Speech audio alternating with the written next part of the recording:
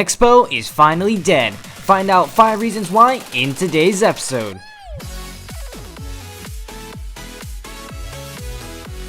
Hey guys, this is right here, and as you know, Xbow is pretty much non-existent in this current meta. Historically, there has been generally one Xbow deck that works somewhat well, but I mean, just take a look at Stats Royale. There's literally no Xbow at all in Grand Challenges until you scroll down pretty much 20-30 decks. Why is this? Well, today we're going to go ahead and break down 5 reasons why the Xbow just isn't doing as well, and also give some suggestions on how I would buff the card. So guys, without further ado, let's get right into the list. Number 1. Difficult matchups. The first point is pretty obvious, and I'm sure we all know this already, but Xbow has been seeing some of the hardest matchups it has in a long time. Starting off with Beatdown being so effective in this meta, compounded with that massive Royal Giant overhaul, Xbow's obvious counters are just everywhere, making Xbow so much harder and so much less viable. In addition, soft counters are also insanely popular.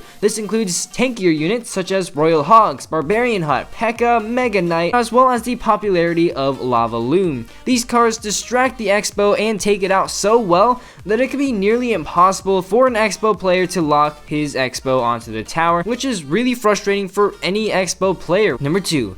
Player base has learned how to counter the Xbow. Now Xbow has always, of course, had a couple viable decks to run in most of the past metas, may that be the Xbow Ice Wizard deck or the traditional 2.9 or just any other variation. With Xbow being actually quite prevalent in the past, it was so important that any player needed to know how to counter the card, and as more people learn to counter a card, the less effective it becomes. Let's go ahead and give a quick example. Say the recent Royal Giant buff. As soon as Supercell announced this change, everyone, including me, complained that it was going to be OP and that so many players are literally going to quit the game.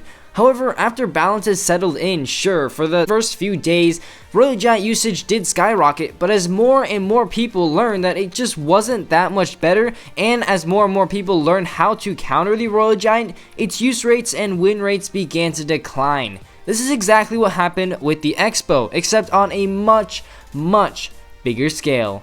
Number 3. Slow load time. This point is kind of similar to the previous point, but the 3.5 second load time is honestly a really long time to load up an Xbow, giving your opponent a ton of time to not only react, but also to save up elixir. In fact, in that 3.5 seconds of loading, your opponent in single elixir time will be able to earn 1.25 elixir, or in double elixir earn 2.5 elixir to defend by the time the Xbow finishes loading. That's quite a lot of elixir. It means that the Xbow player needs to get such a massive elixir advantage in order to get locks on a tower, which is a bit too much to ask for, honestly. A faster Xbow load time, on the other hand, makes it so that your opponent not only has less time to react to the Xbow, but they also won't be able to save up as much elixir until they have to respond to the card.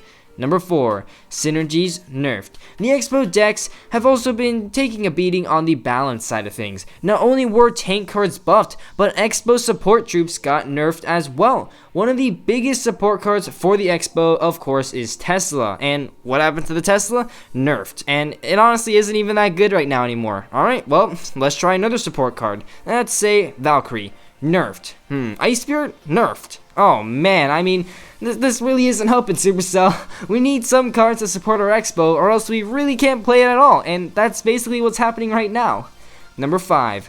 Mortar. This, I believe, is actually one of the pretty big yet most unnoticed reason as to why Xbow isn't used as much anymore. Xbow just simply has a better alternative, and that is the Mortar. Mortar is just clearly in a better spot than Xbow. Mortar is seen on both ladder and challenges, while Xbow is seen on neither. Now, the biggest reason Mortar is better is its synergy with secondary kill cards. With Mortar being only 4 elixir, it can be really easy to combo the card with, something such as bait or hog or even graveyard. This gives the Mortar user much more flexibility when it comes to the matchups. If your opponent has a Mortar counter, just go ahead and play your other win condition, and vice versa. Xbow, not so much. With 6 elixir being such a heavy investment, it can be really difficult to synergize well with any other kill card and still be effective. I mean, you don't see any Xbow hog decks running around out there, do you? So there we go, 5 reasons why the Xbow just isn't as good in today's meta. Now, to go over quickly how I would change it, probably the biggest change I would make is a decrease of the load time from 3.5 seconds to 3.